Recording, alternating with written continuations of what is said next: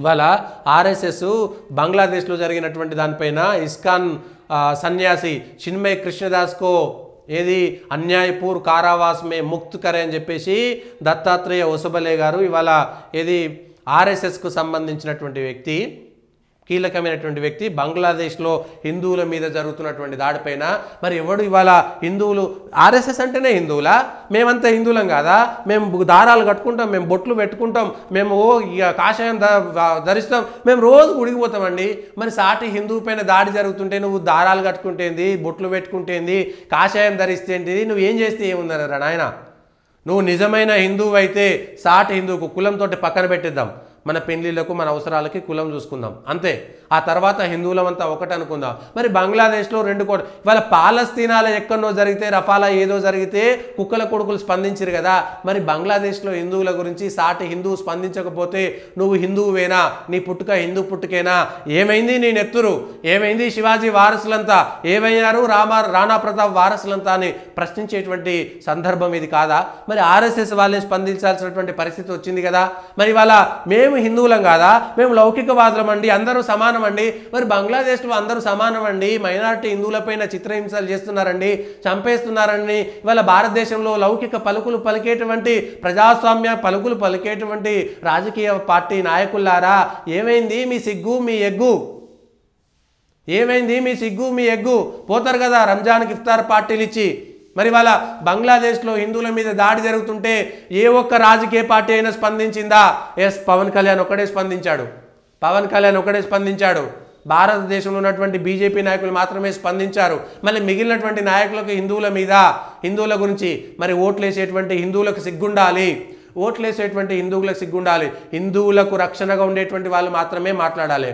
హిందుగాళ్ళు బొందుగాళ్ళని మాట్లాడారు కదా, మేము పెద్ద హిందువులం, నాకంటే పెద్ద యజ్ఞాలు యాగాలు ఎవరైనా చేసిరా అని కేసీఆర్ గారు మాట్లాడారు కదా.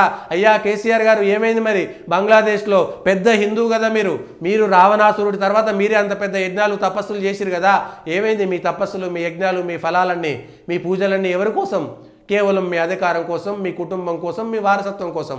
మరి సాటి హిందువులు బంగ్లాదేశ్లో ఇబ్బందులు పడుతుంటే ఏ ఒక్క రాజకీయ పార్టీ అయినా ఒక కన్నీటి చుక్క రాల్చిందా, ఒక ప్రెస్ నోట్ రిలీజ్ చేసిందా?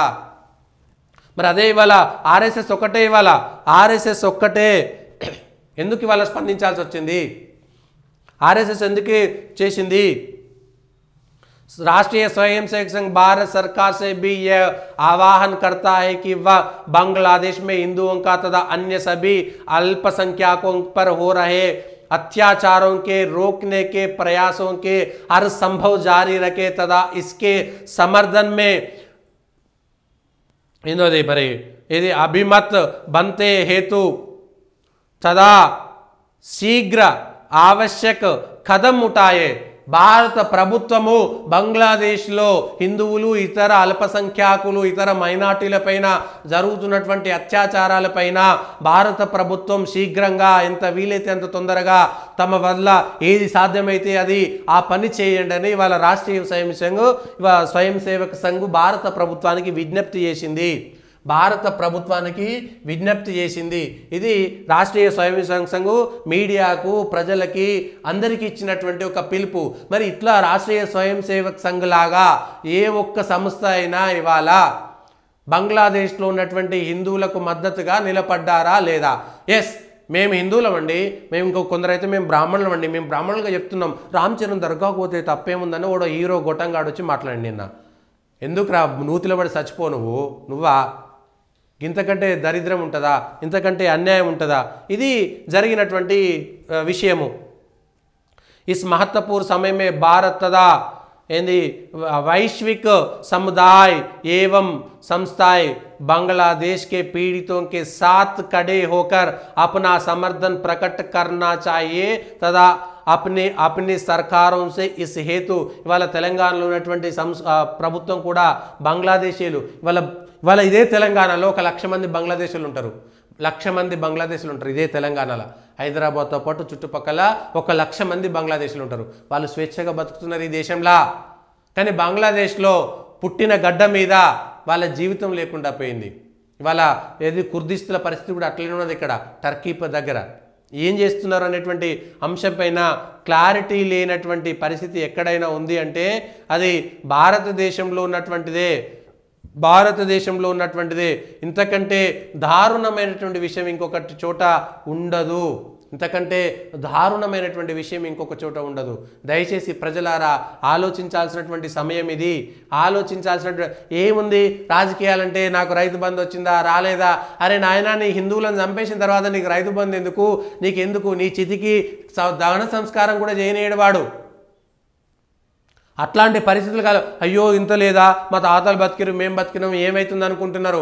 బలవంతంగా ఈ దేశంలో ఏం జరిగిందో 400 సంవత్సరాలు బలవంతంగా మనం ఎంత అత్యాచారాలు గురేమో ఇదే మన తెలంగాణలో కూడా వాడి ప్రభుత్వం ఉన్నప్పుడు, నిజాం అనేటువంటి నిరంకుశ రజాకారు సామ్రాజ్యం ఉన్నప్పుడు బర్వాతల మన తల్లిదండ్రుల్ని లేకపోతే బర్వాతల మన ముసలోళ్ళని మనకు సంబంధించినటువంటి పూర్వీకులని బర్వాతల బతుకమ్మ ఆడిచ్చిర్రు.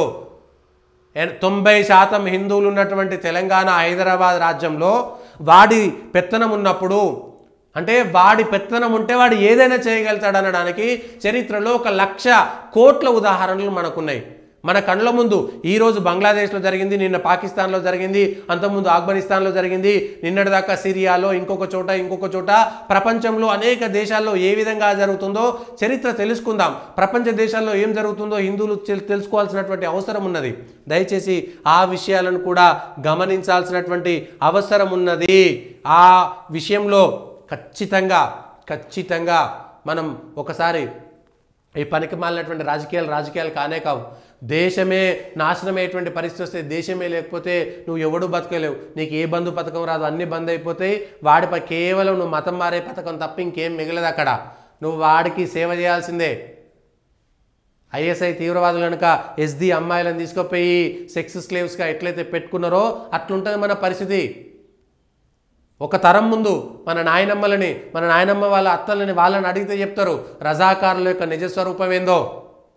తల్లిదండ్రులను అడిగితే చెప్తారు అప్పట్లో వాళ్ళ తల్లిదండ్రులు ఏ విధంగా హింసకు గురయ్యారో, బలవంతంగా ఏ విధంగా పీరీల పండుగలు పెట్టిరో, బలవంతంగా ఏ విధంగా హలాల్ అనేటువంటిది రుద్దబడిందో, బలవంతంగా రూమీ టోపీలు లేకపోతే షేర్వానీలు దేశ్ముఖ్లు వాళ్ళు బతకడం కోసం కొంత ఇష్టం లేకపోయినా అనేక మంది ఏదోటి బతుకుదామనేటువంటి పేరుతోటి గ్రామస్తులను కాపాడడం కోసం వాళ్ళు కూడా రూమీ టోపీలో షేర్వానీలో పెట్టుకున్నటువంటి పరిస్థితి వచ్చి ఉండవచ్చు.